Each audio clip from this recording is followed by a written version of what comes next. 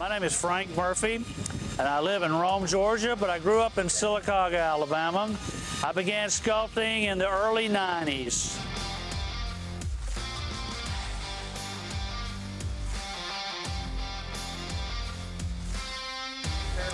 I guess the best advice I've gotten is how to use the tools correctly. Bill Cook, Craig Brown have probably given me the best advice on how to use the power tools, because I was totally unfamiliar with those when I first came to the Marble Festival.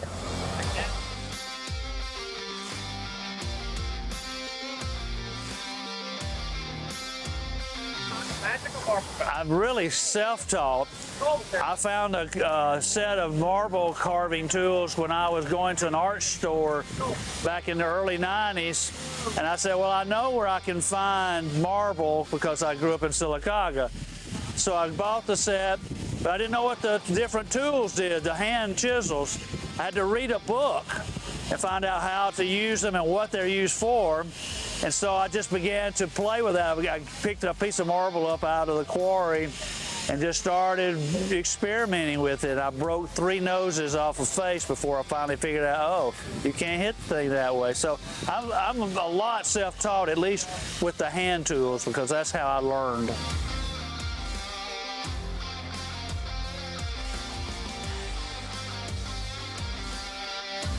Well, the first thing that I remember when I first came was because I was totally inexperienced with the use of power tools and other ways of carving. So I learned a lot of different ways to carve, what tools to use, and the variety of ways people use the subject matter in their carving. So you learn a lot by being exposed to other people who are doing it.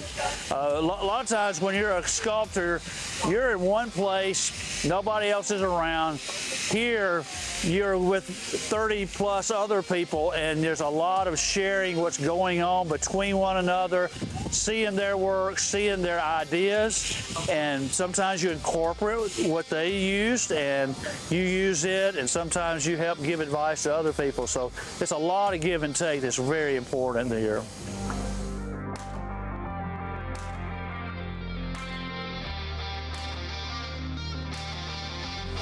The name of the piece is Where Do We Turn From Here Now That the Light Is Gone?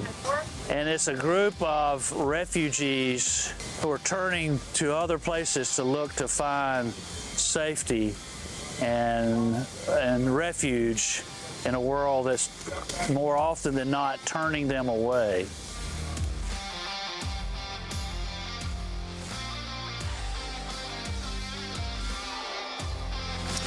I guess the one in the library called drawing up Moses up out of the water. I guess it's that connection between mother and child. There's a lot of sentimental value to that, and I think a lot of people relate to that view of a mother and child, and the care and the nurturing that goes on there. So I'd probably sentimentally, that's the most sentimental that I've done.